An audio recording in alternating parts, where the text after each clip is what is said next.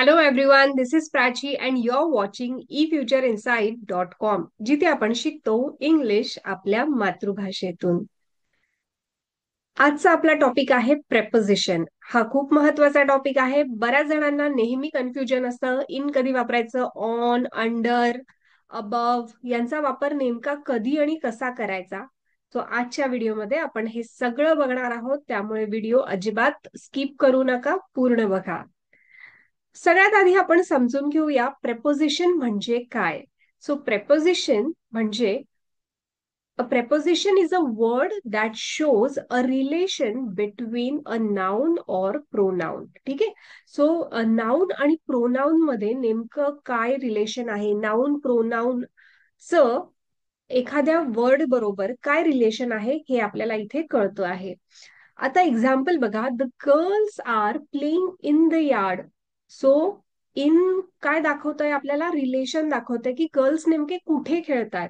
In shows the relationship between girls and yard. So yard म्हणजे काय, अंगण. So अंगणाच्या ते कुठे खेळताय, आत खेळतायत, बाहेर खेळताय, हे आपल्याला इन या शब्दामुळे कळतंय की ते आत खेळत आहेत. ओके, सो असेच आपण अजून एक्झाम्पल्स बघणार आहोत ज्यामुळे तुम्हाला सहज प्रेपोजिशन हा टॉपिक समजेल. चला, तर आपलं नेक्स्ट प्रेपोजिशन आहे इन. ओके, सो तेच आपण परत घेतलं आहे. अजून एक एक्झाम्पल बघा, इन. सो इथे आपण प्रेपोजिशन ऑफ प्लेस बघतो आहे, म्हणजे एखाद्या वस्तूची जागा कुठे आहे हे आपल्याला या प्रेपोजिशन ऑफ प्लेस मुळे कळतं. तर सगळ्यात पहिले आहे इन, म्हणजे इनसाइड समथिंग. इनचा वापर आपण करतो जेव्हा आपल्याला म्हणायचं असतं की एखादी गोष्ट च्या मध्ये आहे. ओके, बॅग मध्ये पुस्तकं आहेत, बास्केट मध्ये ऍपल्स आहेत. ओके, सो च्या मध्ये, हे लक्षात घ्या. एक्झाम्पल बघा, पहिलं, the books are in the bag. बुकच्या बॅगच्या मध्ये बुक्स आहेत. Okay, the apples are in the basket. बास्केटच्या मध्ये ऍपल्स आहेत. ओके, सो च्या मध्ये असं जेव्हा आपल्याला डिफाईन करायचं असतं, सांगायचं असतं, तेव्हा तुम्हाला इनचा वापर करायचा आहे. तर इनचा वापर करून तुम्हाला आणखीन कोणतं सेंटेन्स सुचतंय का, कमेंटमध्ये लिहा. प्रत्येक जे मी प्रेपोजिशन इथे सांगणार आहे प्रत्येकाचं सेंटेन्स तुम्ही करायचंय आणि कमेंटमध्ये लिहायचंय, ज्याने तुमची जास्त प्रॅक्टिस होईल. आणि जर काही डिफिकल्टी आली तर तुम्ही मला कमेंटमध्ये विचारू शकता. चला, नेक्स्ट प्रेपोजिशन बघा, ऑन. ऑनचा अर्थ होतो च्या वर असणे. On the surface of something, कशाच्या तरी वर असणे एखादी गोष्ट. नाव, the phone is on the table. Phone कुठे आहे, फोन टेबला वर आहे. The picture is on the wall. Picture wall वर आहे. ओके, सो च्या वर असणे, एखाद्या गोष्टीच्या वर आहे असं जेव्हा आपण म्हणतो तेव्हा आपल्याला ऑन हे प्रेपोजिशन वापरायचं असतं. Next, over. ओके, ओव्हर म्हणजे अबव समथिंग, कशाच्या तरी वरून. समटाइम्स कव्हरिंग इट, काही वेळेला पूर्णपणे कव्हर केलेलं ते असतं. आणि वरतून म्हणजे बऱ्यापैकी वरतून. ठीक आहे, सरफेसला टच नसलेलं, असं पण तुम्ही म्हणू शकतात. The plane is flying over the city. आता प्लेन कुठून चाललंय, सिटीच्या वरून प्लेन चाललंय. सो त्या केसमध्ये तुम्ही ओव्हर म्हणू शकता. आणि the blanket is over the bed. Blanket कुठे आहे, बेडच्या वर आहे, पण ते बेडला पूर्णपणे कव्हर केलेलं आहे म्हणून आपण तिथे ओव्हर वापरला आहे. सो इथे तुम्ही ऑन पण वापरू शकता. The blanket is on the bed, पण ते पूर्णपणे कव्हर केलं आहे म्हणून आपण इथे ओव्हर द बेड म्हटलं आहे. ठीक आहे, सो लक्षात घ्या, ओव्हरचा वापर आपण करतो की एखादी गोष्टच्या वरून जाते आहे, म्हणजे बऱ्याच अंतरानंतर वरून जाते आहे आणि पूर्णपणे कव्हर केलेली गोष्ट आहे. ठीक आहे, नेक्स्ट आहे अंडर. अंडर म्हणजे खाली, च्या खाली, बिलो समथिंग, कशाच्या तरी खाली असणे. एक्झाम्पल बघा, the shoes are under the bed. Shoes कुठे आहे, बेडच्या खाली आहेत. The cat is hiding under the chair. Cat कुठे लपते आहे, चेअरच्या खाली लपली आहे. ओके, सो हे लक्षात घ्या की च्या खाली असणे म्हणजे अंडर. सो आता अंडरचा वापर करून तुम्ही एक सेंटेन्स कमेंटमध्ये नक्की लिहा. नेक्स्ट आहे बिहाइंड. बिहाइंड म्हणजे च्या मागे. Okay, at the back of something, कशाच्या तरी मागे असणे. The boy is behind the tree. मुलगा कुठे आहे? झाडाच्या मागे आहे. ओके, आता इथे ऑन द ट्री नाही म्हणणार आपण, तो झाडावर नाहीये, तो झाडाच्या मागे आहे. तर इथे तुम्हाला बिहाइंड हे प्रिपोजिशन वापरणं गरजेचं आहे. The boy is behind the trees. Next example बघा. The keys are behind the door. Keys कुठे आहे? डोअरच्या मागे आहे. ठीक आहे, सो च्या मागे असणे म्हणजे बिहाइंड. हे प्रेपोजिशन सेंटेन्स मध्ये खूप इम्पॉर्टंट रोल प्ले करतात. जर तुम्ही हे प्रेपोजिशन चुकीचे वापरले तर त्याचा अर्थ खूप वेगळा होतो आणि मिनिंगलेस सेंटेन्स तुमचं तयार होणार आहे. आता इथेच तुम्ही बघा, जर बिहाइंडच्या ऐवजी the boy is behind the ट्रीच्या ऐवजी मी म्हटलं the boy is in the tree, तर बॉय ट्रीच्या मध्ये कसं असेल? सो इथे तुमचं सेंटेन्स चुकणार आहे. त्यामुळे प्रेपोजिशन पूर्णपणे समजून घ्या आणि योग्य ठिकाणी योग्य हे प्रेपोजिशन वापरणं अत्यंत गरजेचं आहे. त्याची प्रॅक्टिस करा. ती प्रॅक्टिस तुमची होणार आहे जेव्हा तुम्ही कमेंटच्या खाली मला प्रॉपर एक एक सेंटेन्स तयार करणार आहे एक एक प्रिपोजिशनचं. ठीक आहे, सो बिहाइंडचं सेंटेन्स तुम्ही काय केलं आहे मला कमेंटमध्ये नक्की सांगा. नेक्स्ट प्रपोजिशन आहे आपलं in front of. In front of म्हणजे कशाच्या तरी समोर, facing something. Okay, the car is in front of the house. Car कुठे आहे? घराच्या समोर आहे. ओके, एखादी गोष्ट समोर असणे त्याला आपण इन फ्रंट ऑफ म्हणतो. The girl is standing in front of the mirror म्हणजे मुलगी आरशाच्या समोर उभी आहे. लक्षात आलं तुमच्या? इन फ्रंट ऑफ म्हणजे कशाच्या तरी समोर. सो आता इन फ्रंट ऑफचा वापर करून तुम्ही एक सेंटेन्स मला कमेंटमध्ये लिहून दाखवा. Okay, the car is in front of the house, the girl is standing in front of the mirror. Yes. Next आपलं प्रपोजिशन आहे नेक्स्ट टू. बिसाइड समथिंग, कशाच्या तरी बाजूला असणे म्हणजे नेक्स्ट टू आपण म्हणू शकतो. The sofa is next to the lamp. Sofa कुठे आहे? लॅम्पच्या बाजूला आहे, शेजारी आहे. The school is next to the park. School कुठे आहे? पार्कच्या शेजारी आहे किंवा बाजूला आहे. So next to means beside something, बाजूला कशाच्या तरी. Okay, so come on, try to make sentence with next to. Okay, next आहे बिटवीन. बिटवीन म्हणजे दोन गोष्टींच्या मध्ये असणे. In the middle of two things. Okay, दोन गोष्टी आहे त्याच्यामध्ये काहीतरी अडकलंय किंवा मधून एखादी गोष्ट जाणार आहे त्याला आपण बिटवीन म्हणणार आहे. The ball is between the shoes. दोन शूजच्या मध्ये बॉल आहे. The house is between two shop. House कुठे आहे? घर कुठे आहे? दोन दुकानांच्या मध्ये घर आहे. ओके, सो बिटवीन म्हणजे दोन गोष्टींच्या मध्ये असणे. The ball is between the house, the house is between, the ball is between the shoes, the house is between two shops. Okay, I hope तुमच्या लक्षात येत आहे. बिटवीनचा वापर करून एक सेंटेन्स तयार करा आणि कमेंटमध्ये लिहा. नेक्स्ट आहे above.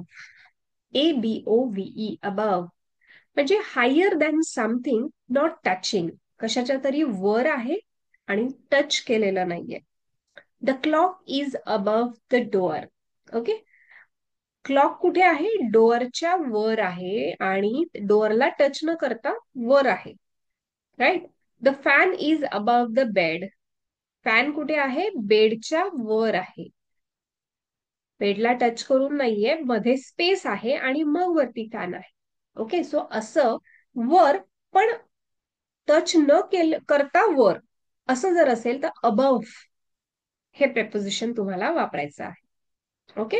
Higher than something, not touching. This thing is important. कारण की आता अबव तुम्ही म्हणणार की मॅम वर साठी पण आपण ऑन हे वापरलं आहे.